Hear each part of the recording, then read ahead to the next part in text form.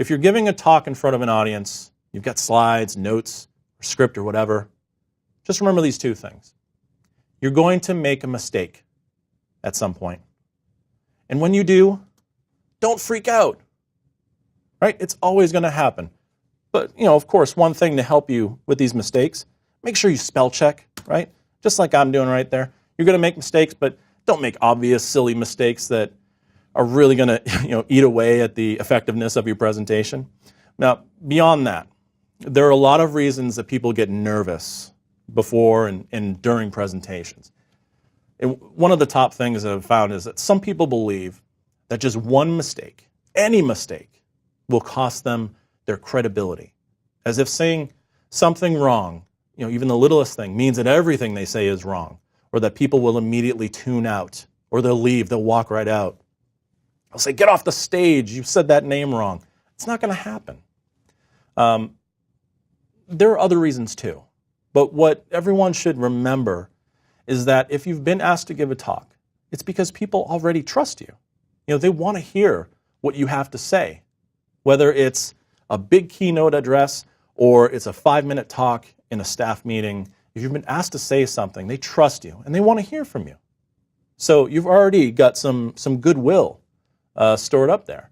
But you don't have to be perfect. You just have to sort of be honest with the way that you give a presentation, a way that's true to who you are. Now, if you over-prepare, you try to be perfect, when you do make a mistake, it's going to distract you. Don't try to memorize every single line or word of a script and think that you're going to get it 100% right, because you won't, right? When mistakes happen, just own them. Everyone is human. One of the stories that I like to share with people when they talk about how they might be nervous giving a presentation, or they imagine like the worst thing that could happen to them. I tell them about a story of maybe about 10 years ago. I was working at an event, and this company was running a conference, a lot of breakout sessions, a lot of sessions where different people from big million to billion-dollar companies, big important CEOs were getting up there and talking about their companies or talking about this or that in the industry. In this particular example, this CEO got up there and gave his talk. He was really good and real solid. And he went to sit down, and his chair was just a little bit too far back on the dais, and that dude just spilled right off. I mean, he just fell right off, and it was, man, it kind of shook everyone up in different ways. I mean, first, there were people in the front row who jumped up, so, oh no, are you okay? And then other people were like, oh man, I'm glad that wasn't me. And other people just like, oh man, that's great. I wish we had YouTube 10 years ago, right? But what this guy did was great.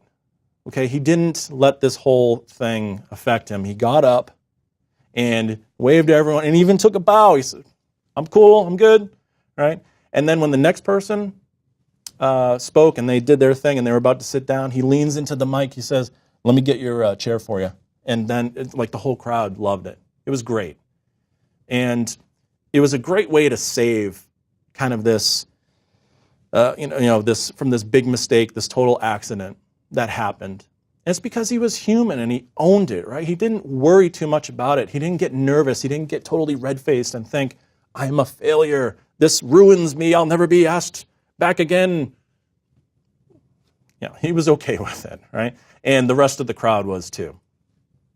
So he came up with a great way to overcome that. And it's something that, that's like one of the worst case scenarios I can think of, where you fall off a stage or something like that. That's pretty bad. But you can always save your presentation. You can always save yourself and your reputation. And you will get asked back because they can see that you're cool and you're a human being. And it's, and it's all good, right? Now, at the same time, you don't want to rely on the technology that you've got in front of you as a crutch. Anytime you read directly from your notes for too long, or you might lose your train of thought because you're trying to get something to load, or you're in here and on your laptop and you're not making eye contact, and you risk losing the audience's attention. Now, put another way, A good friend of mine, CC Chapman, also replied to my Twitter request when I asked people for tips. CC has spoken all over the planet, literally. He's all over the place. Did a TEDx talk and has keynoted many times. And he says, know your presentation. Know, all caps, know your presentation so well that if the power goes out, you can still 100% deliver it. And this is great advice. And it's a great indicator of if you actually know your stuff or not. Right? When accidents happen that can kill your slides, or keynote crashes, or the projector fails, you can plan for it and recover. And there are a few things that you can do in case some kind of worst case scenario pops up. For example, carrying a portable copy of your slide deck is a fantastic idea. Don't just have the only copy on your laptop and think that that's going to save you. Because if the laptop fails, keynote fails, your presentation dies, whatever, you get nothing, right? Now, years back, having a hard copy might have helped you. And it still might in meetings where you've got, say, a small group, and particularly some data or things that you can pass out amongst a group. So yes, you could fire up the copy machine and you can print out multiple copies of your notes and your presentation. But these days, the more convenient approach, more logical one, is to have a cloud copy of your presentation. And that might even be, for some people, the first option for giving a presentation. And whoever is running the show with their laptop, just link to that and we can run it right off of there instead of monkeying around with your own technology. Do I have the right connector for your projector and all that stuff? Avoiding disaster, if you can do any of these three things, you will be much more prepared and you won't be so nervous when you're giving your presentation.